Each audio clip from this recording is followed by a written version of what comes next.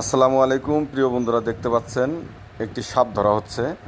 তো বাড়ির গেটে, মেইন গেটে দেখেন একদম গ্রিলের উপরে আপনারা যে সাপটি দেখতে পাচ্ছেন, আসলে এই সাপটা অনেক বড় একটি সাপ। যেটা ধারণা করা হয়েছে যে সাপটি হবে কোবরা সাপ। আর সাপটি এতটাই দুর্গ এবং এতটাই মোটা এবং শক্তিশালী, আপনারা দেখে অবাক হয়ে যাবেন। তো যাই হোক, চারিদিকে এখন বৃষ্টি বাদল, পানির সময়।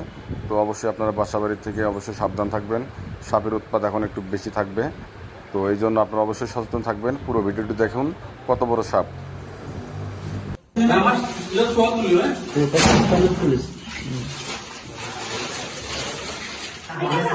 Mami silang na.